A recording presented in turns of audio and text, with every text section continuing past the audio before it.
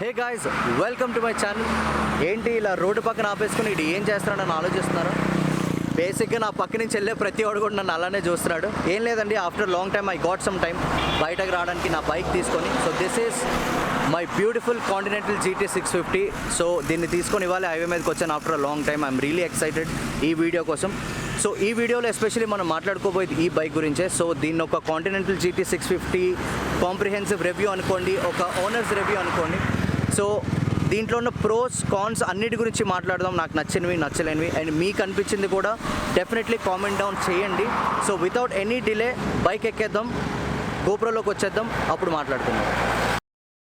Feel the blood creeping up from the heathens. Got will, got fight, got pride, got reason. If they wanna go eat, then you know I'm gon' feed them. If you're coming for me, hope you're ready for a demon. I got eyes in the back of my head, I'm seeing. Take me for granted and you know I'm leaving. I'ma take what's mine with the webs I'm weaving. I could take this crowd from.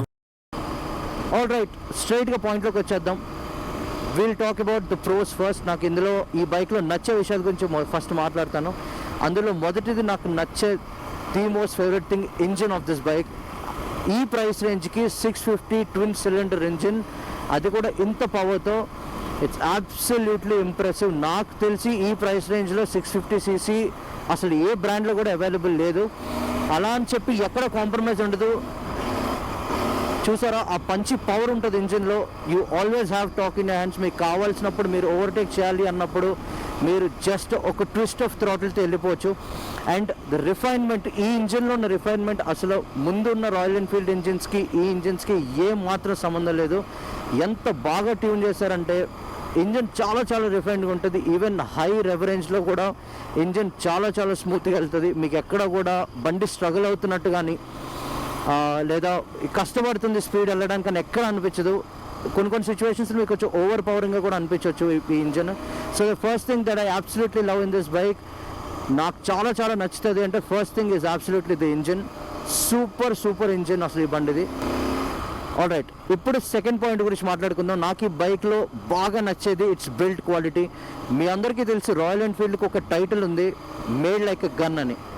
వేరే బైక్స్కి అది ఎంత యాప్టో తెలియదు, కానీ ఈ బండికి definitely అది apt. ఎందుకంటే ఎక్కడ చూసినా మీరు every part on this bike is out and out metal. So only ఈ కన్సోల్ మీద ఉన్న స్విచ్చెస్ కానీ అవి పక్కన పెట్టేస్తే entire bike is full of metal. మీరు ఎక్కడ పట్టుకున్నా మీకు స్టర్డీగా ఉంటుంది, స్ట్రాంగ్గా ఉంటుంది. అండ్ ఎక్కడ కూడా మీరు కూర్చొని నడిపినప్పుడు కానీ ఏదైనా పార్ట్ బైక్ మీద టచ్ చేసినప్పుడు కానీ ఓకే ఇది ఈజీగా ఇరిగిపోవచ్చు, లేదా ఫ్యూచర్లో ఇది లూజ్ అయిపోతుంది ఆర్ వేర్ అండ్ టైర్లో పోతుంది అనే ఫీలింగ్ మీకు ఎక్కడ రాదు. ఆల్ అరౌండ్ 360 degreesలో ఈ బైక్ చాలా చాలా సాలిడ్ స్ట్రాంగ్గా ఉంటుంది. మీరు నార్మల్లీ ఆ బైక్ ఎత్తి మీరు స్టార్ట్ అయ్యేటప్పుడు మీకు ఆ వెయిట్ బట్టి అర్థమైపోతుంది అనమాట ఈ బైక్లో ఎంత మెటల్ ఉందనేది. So build quality is A1 అనమాట. నన్ను అడిగితే నాకు చాలా చాలా నచ్చింది build quality. So third point మాట్లాడుకోవాలి అంటే ఈ బైక్లో నాకు నచ్చేది it's style, segment and pricing. ఈ మూడు ఒకే కేటగిరీలో ఎందుకు పెట్టేస్తున్నాను ఆర్ ఈ మూడు ఒకే పాయింట్లో ఎందుకు చెప్తున్నాను అంటే ఈ మూడు కూడా ఒకదానికొకటి ఇంటర్ రిలేటెడ్ ఉంటుంది. The category of the bike, the pricing in the market. So ఈ రెండు ఎందుకు ఇంటర్ రిలేటెడ్ మీకు చెప్తాను. ఫస్ట్ థింగ్ ఇస్ దీని ప్రైస్ ఇప్పుడు నాకు తెలిసి almost it's close to 4 lakh rupees on road. నన్ను అడిగితే అది చాలా చాలా అగ్రెసివ్ ప్రైసింగ్. ఎందుకు అంటున్నాను అంటే considering the capacity of the bike, ఈ బైక్ 650cc ఇంజిన్. సో మీరు మార్కెట్లో ఏ బైక్ తీసుకున్నా కూడా 650cc అంటే మినిమం టు మినిమం మీరు 7 lakhs on road price at least 6 lakh on road price పెట్టుకుంటే కానీ మీకు 600cc సెగ్మెంట్ బైక్ టచ్ చేయడం అనేది ఇంపాసిబుల్. ఎందుకంటే దీని తర్వాత నాకు తెలిసి క్లోజెస్ట్ 650cc అంటే నింజా 650 ఉంది, బట్ అది కూడా మీకు ఆన్ రోడ్ 6 lakhs దాకా వస్తుంది. బట్ ఇంత అగ్రెసివ్ ప్రైసింగ్ 4 lakhలో 650cc డెలివర్ చేస్తుంది రాయల్ ఎన్ఫీల్డ్ అంటే చాలా చాలా కమెండబుల్ అని చెప్పాలి. అండ్ కేటగిరీ అండ్ ప్రైస్ రెండు ఇంటర్ రిలేటెడ్ అని ఎందుకు అన్నాను అంటే మీరు ఒకవేళ చూసుకుంటే ఈ మార్కెట్లో కెఫే రేసర్ అంటే నాకు తెలిసి కాంటినెంటల్ GT ఒక్కటే ఉంది. డెఫినెట్గా కెఫే రేసర్స్ వేరే బ్రాండ్లో ఉన్నాయి, లేవని కాదు. బట్ మీకు ఆ కెఫే రేసర్స్ కావాలంటే మీరు డుకాటి స్క్రాంబ్లర్లో కూడా మీకు కెఫే రేసర్ వర్షన్స్ ఉన్నాయి, ట్రయంఫ్లో థ్రక్స్టన్ ఉన్నది. But all these bikes will cost you around 9-10 lakhs అండి ఆన్ రోడ్ ప్రైస్. ఈ ప్రైస్లో నాకు తెలిసి ఉన్న ఏకైక cafe racer is continental GT royal Enfield. ఇప్పుడు ఫోర్త్ పాయింట్ అండి, last point that I really like in this bike is the looks of it. Last ఎందుకు పెట్టాను అంటే because looks or something that subjective. So కొంతమందికి cafe racers నచ్చచ్చు, కొంతమందికి నచ్చకపోవచ్చు, కొంతమందికి black నచ్చుతుంది, వైట్ నచ్చుతుంది. సో డిఫరెంట్ టేస్ట్ అనమాట. సో ఎవరి లైకింగ్ బట్టి వాళ్ళకి ఒక పర్టికులర్ థింగ్ అనేది చూడడానికి నచ్చచ్చు, నచ్చకపోవచ్చు. బట్ ఆన్ అన్ యావరేజ్ చూసుకుంటే this is a really good looking bike. So అన్ని బైక్స్లోని ఈ బైక్ డెఫినెట్లీ మీకు స్టాండ్అవుట్ అవుతుంది ఇన్ టర్మ్స్ ఆఫ్ లుక్స్. దాని స్టైల్ కానీ, దాని అగ్రెసివ్ నేచర్ కానీ, సిట్టింగ్ పోస్చర్ కానీ, క్రోమ్ కానీ, ఇలాంటి వేరియంట్స్ ఏంటి అంటే నాకు ఫేవరెట్ వేరియంట్ ఇది doctor ma'am. But usually chrome చాలా ఫేమస్, మీరు ఇన్స్టాగ్రామ్ రీల్స్లో కూడా చూసి ఉంటారు. సో ఈ బైక్ అనేది చాలా అటెన్షన్ గ్రాప్ చేస్తుంది. So the fourth thing that I really like is its looks. Okay, now coming to the things that I don't like అనలేను. బట్ యా, ఈ ఏరియాస్లో నాకు the bike could have been a lot better అనిపించింది. So అందులో first thing ఏంటి అంటే riding posture. అంటే దానికి డెఫినెట్లీ కంప్లైంట్ చేయకూడదు.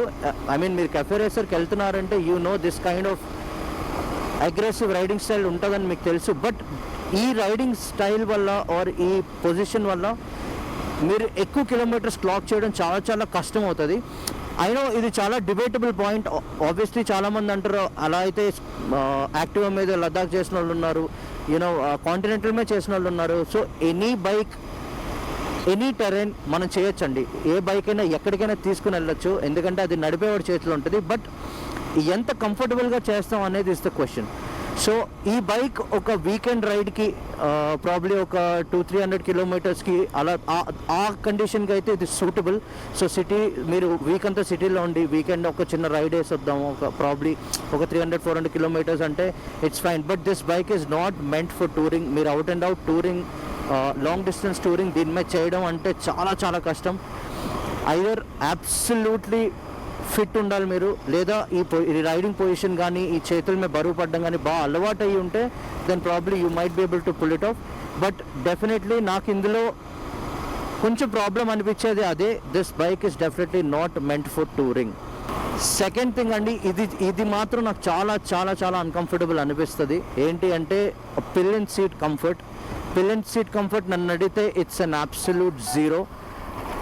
Usually Royal Enfields pillion seat comfort కోసం కూడా దే ఆర్ వెరీ ఫేమస్. అంటే వెనక కూర్చున్న వాళ్ళకి ప్రెషర్ లేకుండా, you know even they will be able to enjoy the ride. మీరు వేరే రాయల్ ఎన్ఫీల్డ్ క్లాసిక్ తీసుకోండి, థండర్బర్డ్ తీసుకోండి, హిమాలయన్ తీసుకోండి, వెనక కూర్చునే వాళ్ళకి కూడా అంతే ఈక్వల్లీ కంఫర్టబుల్గా ఉండే machines usually Royal Enfield. But obviously cafe racer కాబట్టి సీట్ అంత కంఫర్టబుల్ ఉండదు. అండ్ వెనక వాళ్ళకైతే ఎస్పెషలీ ఈ ట్విన్ సిలిండర్స్ వల్ల ఆ ఫుట్ పెక్ పొజిషన్స్ ఎలా ఉంటాయి అంటే you're almost doing a squat. మీరు ఇంకా గుంజి తీస్తున్నట్టే వెనక కూర్చొని. సో సెకండ్ థింగ్ నాకు ఇందులో నచ్చింది ఏంటి అంటే పిలియన్ రైడ్ కంఫర్ట్. ఈ బైక్ అబ్సల్యూట్లీ ఒక్కరు రైడ్ చేయడానికి మాత్రమే design చేసిబడింది.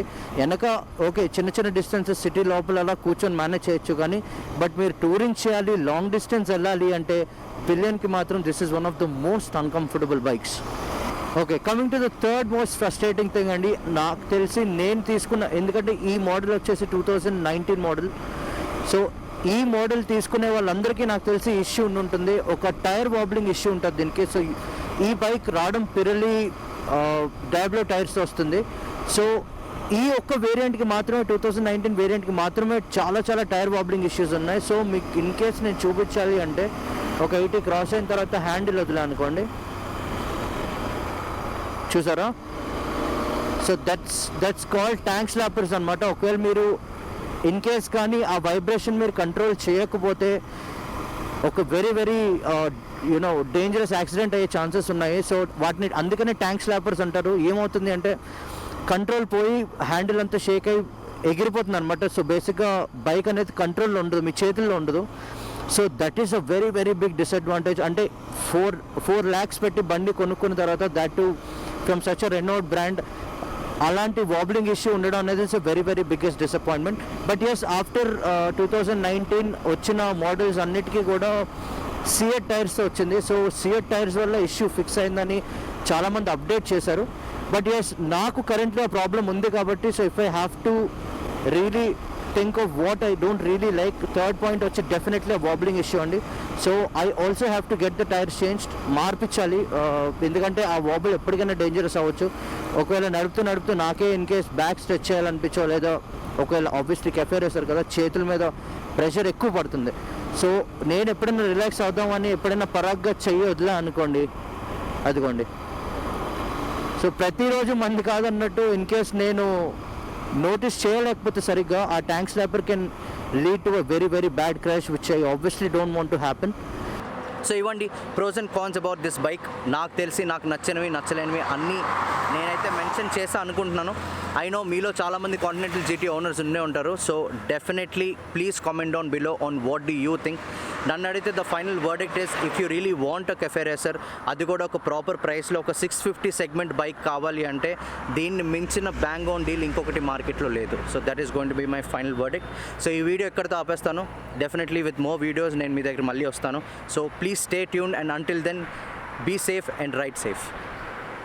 From the heathens, got will, got fight, got pride, got reason. If they wanna